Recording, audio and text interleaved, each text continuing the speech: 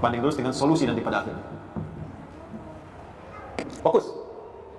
Lulus di sini, insya Allah setiap persoalan akan lebih mudah untuk diatasi.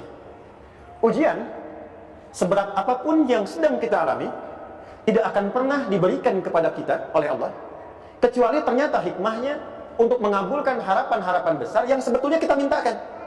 Jujur ya, setiap kita kan sering punya permohonan ya, sering berdoa ya, ya Allah minta ini, minta itu, minta ini, minta itu, gitu kan? Nah, cara Allah mengabulkan harapan kita itu, yang pertama, jalurnya lewat ujian. Karena semua kesuksesan itu desain dasarnya adalah melewati ujian. Coba, anak-anak kita yang sedang sekolah itu, apa mungkin diwisuda dengan penuh kebahagiaan kalau nggak mengalami ujian? Hah? Lewat ujian dulu kan?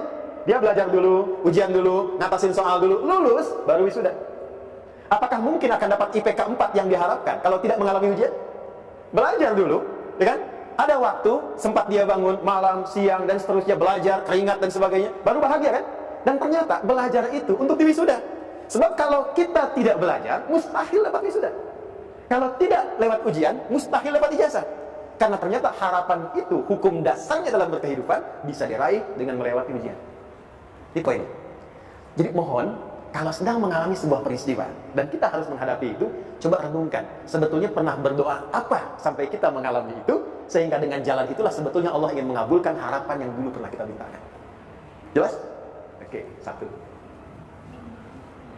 Yuk, turunkan rumus ya pelan-pelan. Quran surah kedua ayat 286. Ini kesini dulu, baru nanti kita balik lagi. 2 Al-Baqarah ayat 286. La yukallifullahu nafsan illa wus'aha. Tahan sampai sini. Lihat baik-baik.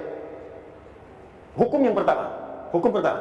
Allah tidak mungkin menguji seorang hamba di luar batas kemampuannya. Jadi kaidah yang pertama tadi, kalau kita sedang diuji, sebetulnya ada harapan dan doa yang pernah kita mohonkan, dan Allah ingin mengabulkan itu, jalan pertama adalah ujian. Tapi adilnya Allah, tidak akan pernah kita diuji, kecuali sesuai dengan kemampuan kita. Jadi kalau nggak mampu, nggak mungkin diberikan ujian. Ingat ya, kalau tidak mampu, tidak mungkin diberikan ujian. Artinya, harapan yang kita mohonkan pun akan sesuai dengan kemampuan kita. Jadi kalau kita minta sesuatu, nggak mungkin bisa menggunakannya, nggak akan dikasih. Nah, balik ke sini untuk memberikan ketenangan kepada hati kita. Kalau sedang menerima persoalan, setelah kita mengatakan, oh ini mungkin ada harapan yang ingin saya dapatkan, jalannya lewat sini. Untuk memberikan ketenangan kepada hati, begitu persoalannya tiba, langsung katakan pada diri kita, saya pasti bisa menjalaninya. Mustahil saya diuji kalau nggak mampu menjalaninya. Itu bahasa singkatnya. Ingat ya, kalau ingin mudah menyelesaikan persoalan, kata Quran, setiap ada ujian, langsung katakan pada hati kita, insya Allah bisa. Nggak mungkin saya diuji kalau